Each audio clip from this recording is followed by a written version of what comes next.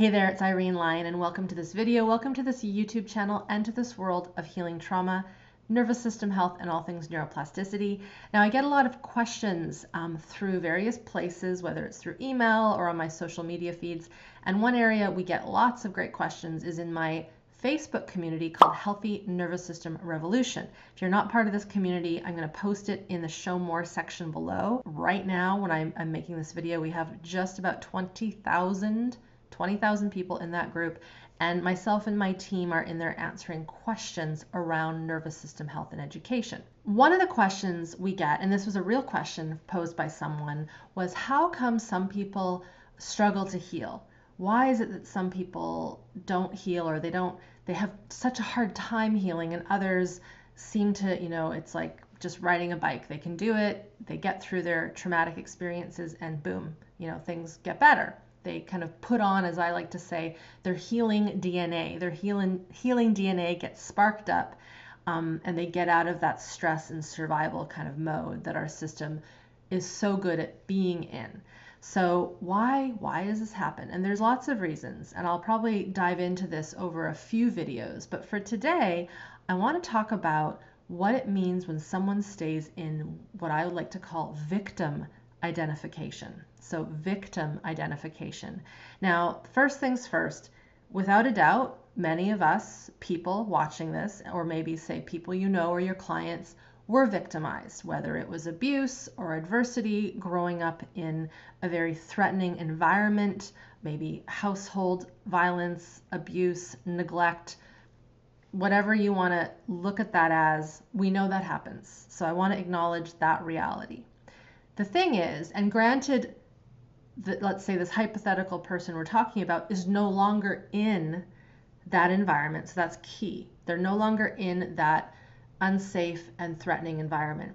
They're no longer in that. That means that they are no longer being victimized, which means that what we want for that person to see is that they no longer have to live in that survival physiology.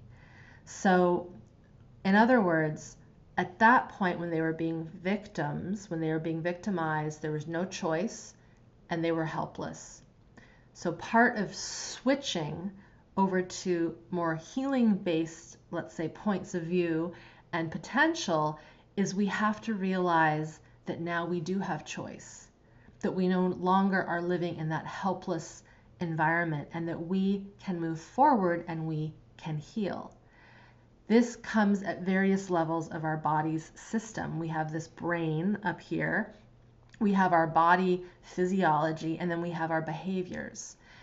Now, one of the ways to start shifting this is, of course, to use our higher brain. And this is where gratitude, just the general reality of saying I am no longer in that situation is important. That's one kind of sweep or broad stroke. But cognitively, we need more than that. And the reason why is because often, and we know this through the work that I do and my mentors, Peter Levine and Kathy Kane, that the traumatic events and the traumatic stress, it lives in the physiology, it lives in the body, and it lives in our behaviors, our posture. It's all of us. And so we want to start, of course, with that cognitive, yes, I am no longer in this victimized situation. I am not a victim anymore. That's a very important thing. So that's higher brain. But then we have to watch our body. So for example, posturally, when someone is typically, and this is not always the case, but when they're in that victim mode, there's a very kind of collapsed sense to the body tissue.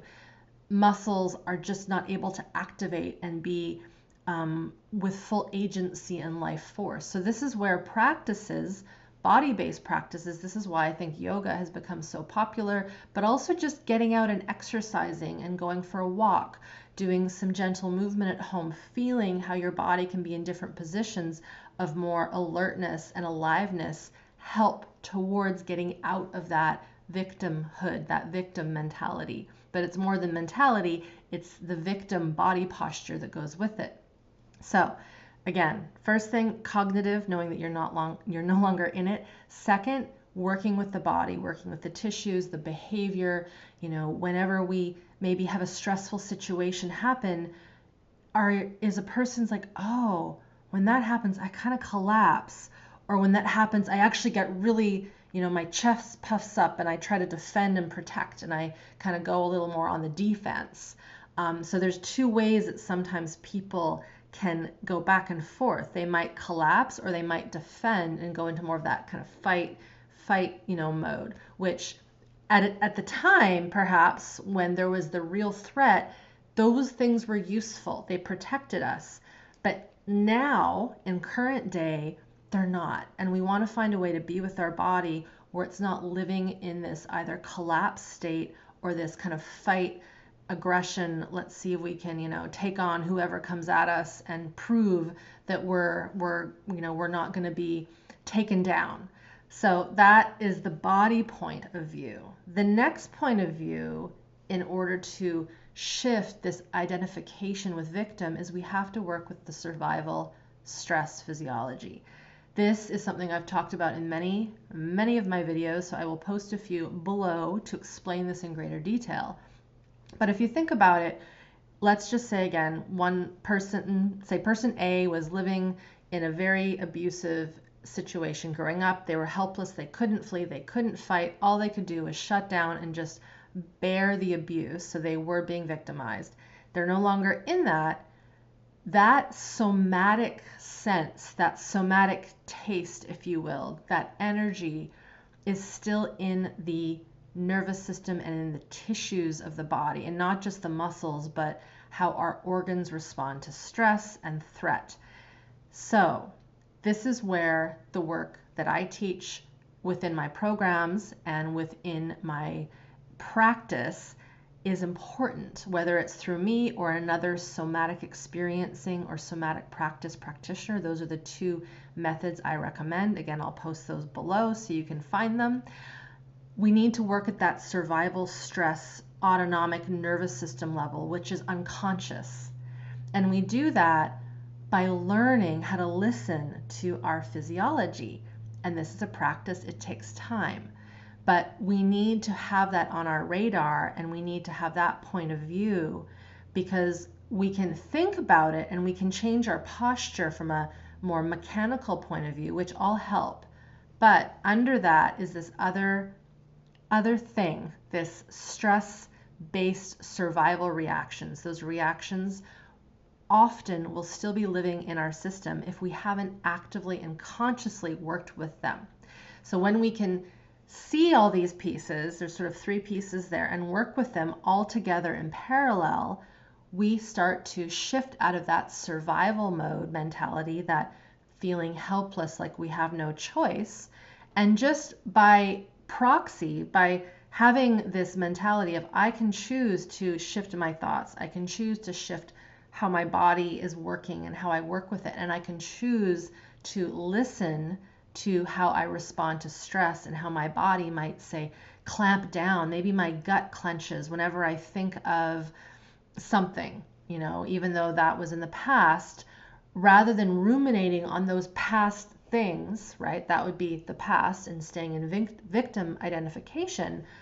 I'm just going to go right to the body, and this is just a hypothetical. I'm going to put my hands on whether it's the heart or the chest or the belly or somewhere that's clamping, and just listen and feel it and connect and pause and come back into the here and now. And we kind of layer these things. It's like, oh, I'm feeling a tightness in my belly. I better listen to that and feel it. And I think this is happening because in the past, when I was in that abusive situation, I would clamp down my belly or I would stop breathing, right? And so we have to start being very intellectually aware of what's going on in our somatic self, use our higher brain for that, and then start to shift the patterns of reaction and tension. So, bottom line, the first question, again, what I said was, how come some people struggle to heal? One of the reasons is they're staying in this victim identification, and we want to move out of that identification so that we have more choice and that we have more possibility and potential to heal.